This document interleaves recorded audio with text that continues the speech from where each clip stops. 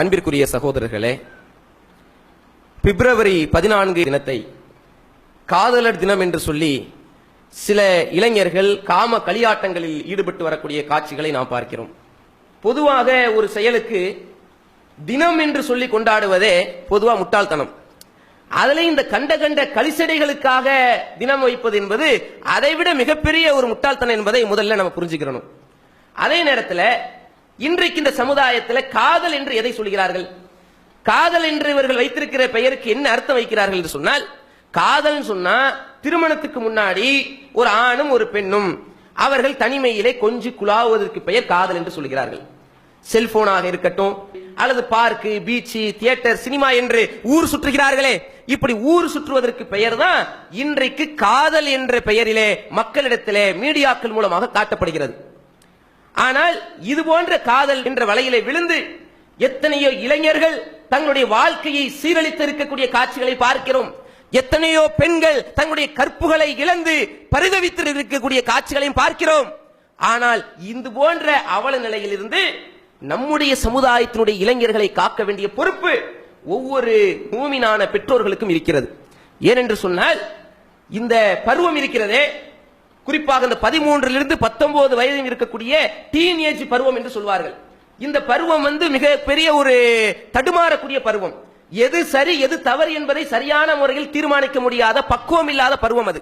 அந்த பருவத்திலே இது போன்ற எண்ணங்கள், இது போன்ற ஒரு பெண் மீது ஏற்படக்கூடிய அது போன்ற ஈர்ப்பு தன்மைகள் எல்லாம் சில ஹார்மோனுடைய அந்த சுரப்பிகள் அதிகமாக சுரக்கக்கூடிய பருவமாக இருக்கிற காரணத்தினால இந்த வலையில் சீக்கிரமாக அவர்கள் விழுந்து விடுவார்கள். இது போன்ற விஷயங்கள்ல இந்த பருவத்தில் இருக்கக்கூடிய பெண் பிள்ளைகளாக இருந்தாலும் சரி, இளைஞர்களாக இருந்தாலும் சரி, இந்த பிள்ளைகளை வைத்திருக்கக்கூடிய பெற்றோர்கள் அவர்களிடத்திலே மிக கவனமாக கண்காணிக்கக்கூடியவர்களாக, அவர்களுக்கு சரியான அந்த எச்சரிக்கைகளையும் விழிப்புணர்வுகளையும் செய்யக்கூடியவர்களாக நாம் இருக்க வேண்டும். இன்னும் சொல்ல போனால், இதிலே ஒருவர் விழுந்து விட்டால் என்ன ஆகும் தெரியுமா? இன்னைக்கு காட்டுறான், மீடியாக்கள், சினிமாக்கள்ல பாக்குறோம், எல்லாம் எதை எடுத்தாலும் சரி, எந்த சீரியலை திறந்தாலும் சரி, எந்த சினிமாவை பார்த்தாலும் சரி, எல்லாரையும் களிசடைகளாக மாற்றக்கூடிய ஒரு விஷயத்தை தான் இவர்கள் ஒரு முக்கியமான அஜெண்டாவாக வைத்து தெரிந்து கொண்டிருக்கிறார்கள். அதனுடைய வெளிப்பாடு எந்த அளவுக்கு போச்சுன்னா, இன்னைக்கு 5ஆம் வகுப்பு படிக்கக்கூடிய ஒரு மாணவன், 6ஆம் வகுப்பு படிக்கக்கூடிய மாணவன், அவனுடைய உள்ளத்துல கூட இது ஆழமாக பதிந்து, இன்னைக்கு ஸ்கூல்ல போய் பார்க்கிறோம், பள்ளிக்கூடத்துல கல்வி கற்பதற்காக அனுப்புனா அங்க போய் பார்த்தா எல்லா ஒழுக்கக்கேடு அங்கதான் நடக்குது. பள்ளிக்கூடத்திலிருந்தே ஆரம்பமாகுது. என்னடா பார்த்தா ஆள் பிடிக்கிறாங்களாம். எல்லா பசங்கள்ட்டையும் பார்த்தாலும் கணிசமான பள்ளி மாணவர்களை பார்த்தா ஆள் பிடிக்கிறாங்க. ஏன் ஆளு? ஓ ஆளு. என்னப்பா ஏன் ஆளு? ஓ ஆளு. ஒரு காலத்துல நண்பர்கள் பள்ளிக்கூடத்துக்கு போயிட்டா எல்லா பசங்க ஃப்ரெண்ட்ஸ் பிடிக்கிறது தான் இருக்குது. அது எல்லாருமே யதார்த்தமா உள்ளது. இப்போ இங்கே நடக்கக்கூடிய இப்போ உள்ள காலகட்டத்தில் என்ன ஆச்சுன்னு சொன்னா, ஒரு மாணவனுக்கு கண்டிப்பா கேர்ள் ஃப்ரெண்ட் இருக்கணும், கேர்ள் ஃப்ரெண்ட் இருந்தாதான் நமக்கு ஒரு மதிப்பு அப்படிங்கிற மாதிரி நினைக்கிற அளவுக்கு இன்னைக்கு என்ன ஆயிடுச்சு, மீடியாக்கள் அவர் உள்ளத்துல பதிய வைத்து விட்டது. இது 5ஆம் கிளாஸ் 6ஆம் கிளாஸ்ல இருந்து ஆரம்பிக்குது. ஆரம்பிச்சு பள்ளி, கல்லூரி என்று போய் கடைசியில் என்ன ஆயிருது தெரியுமா? இதுல போய் ஒரு விழுந்து விட்டான் என்றால் அவனை மனநோயில் தள்ளக்கூடிய அளவுக்கு. மனநோய்னா என்ன? அதை விட்டு மீண்டு வருவதற்கு அவனால் முடியவே முடியாது. அந்த மாதிரி அந்த பெண்ணுக்காக அல்லது அந்த ஆணுக்காக நான் எதை வேண்டுமானாலும் செய்வேன். இத்தனை வருஷமா படிக்க வச்சு ஆளாக்கி வளர்த்த பெற்றோர்கள் அவர்களுடைய கண்களுக்கு தெரியாது. அந்த குடும்பத்தினுடைய மானம், மரியாதை, கௌரவம் அவர்களுடைய கண்ணுக்கு தெரியாது. இந்த மாதிரி எதையும் இழப்பதற்காக, என்னுடைய குடும்பத்து மானம் போனாலும் பரவாயில்லை, கௌரவம் போனாலும் பரவாயில்லை, என் தாய் தந்தையாக இருந்தாலும் பரவாயில்லை, நான் கடைபிடிக்கக்கூடிய மார்க்கமாக இருந்தாலும் பரவாயில்லை, இந்த ஆணுக்காக, இந்த பெண்ணுக்காக நான் எதையும் கொடுப்பேன், என் உயிரையே கொடுப்பேன் என்றெல்லாம் வருவார்கள். இதுதான் பெரிய மனநோய். அடையாளமாக அவர்களுடைய பல நபர்களுடைய வாழ்க்கையை பார்த்தாலும் புரியும். திருமணத்துக்கு முன்னாடி பாத்தீங்கன்னா தேனே, மானே, பொன்மானே, அன்பே, ஆறு உயிரே என்றெல்லாம் என்ன செய்வாங்க, மணிக்கணக்கில் போன் பேசக்கூடியவர்கள், விடிய விடிய போன் பேசக்கூடியவர்கள். திருமணத்துக்கு பிறகு அவர்கள் ஒரு சில நபர்களுடைய வாழ்க்கையை பாருங்க. பொதுவாக 90% பேருடைய அந்த காதல்கள் நிறைவேறாமல் போவதுதான் வழக்கமாக இருக்கிறது. ஆனால் அப்படியே 1-2 காதல் திருமணத்தின் அளவுக்கு போயிட்டா, திருமணத்துக்கு பிறகு அதே காதலோடு இருக்கிறார்களா? அதே நட்போடு இருக்கிறார்களா? கிடையாது. என்ன நடக்குது?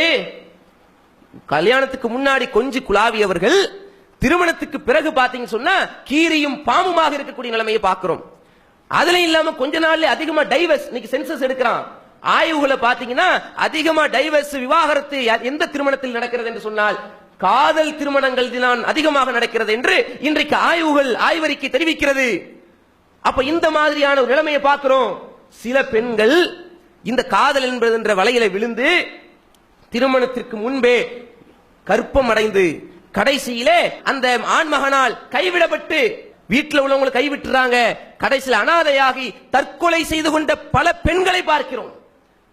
அந்த மாதிரியான ஒரு காரியத்தை ஊக்குவிப்பதற்காக தான் இன்றைக்கு மீடியாக்களும் சினிமாக்களும் கங்கணம் கட்டிக்கொண்டு இளைஞர்களுடைய அந்த பிஞ்சு உள்ளத்திலே நஞ்சை கலக்கக்கூடிய வேலையை செய்து கொண்டிருக்கிறார்கள். இதிலிருந்து நம்முடைய பிள்ளைகளை காப்பாற்ற வேண்டும்.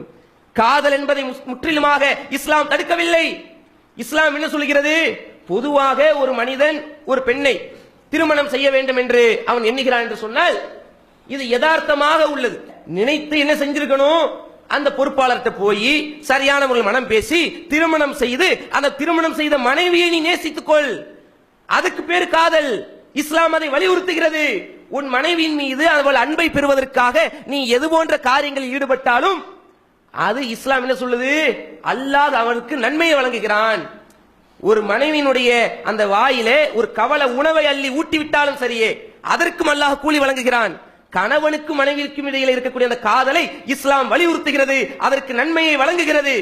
ஆனால் திருமணத்துக்கு பிறகு எவ்வாறு இருக்க வேண்டுமோ அதை திருமணத்திற்கு முன்பே செய்வதற்கு பெயர் காதல் என்று சொல்கிறார்கள். அதில் காதல் அல்ல, அது காம களியாட்டம் என்பதை புரிந்து இது போன்ற தீய அனாச்சாரங்களிலிருந்து வழிகட்டிலிருந்து நம்முடைய ஒட்டுமொத்த இளைய சமுதாயத்தை நாம் பாதுகாத்து உண்மையான ஒழுக்கமுள்ள இஸ்லாமியர்களாக வாழ்ந்து மரணிக்கக்கூடிய பாக்கியத்தை வல்ல ரஹ்மான் நம் அனைவருக்கும் தந்தருள் புரிவானாக என்று பிரார்த்தித்தவனாக எனது உரையை நிறைவு செய்கிறேன். வாஹிர் தஹ்வானா அல்ஹம்துலில்லாஹி ரப்பில் ஆலமீன். அஸ்ஸலாமு அலைக்கும் வரஹ்மத்துல்லாஹி வபரகாத்துஹு.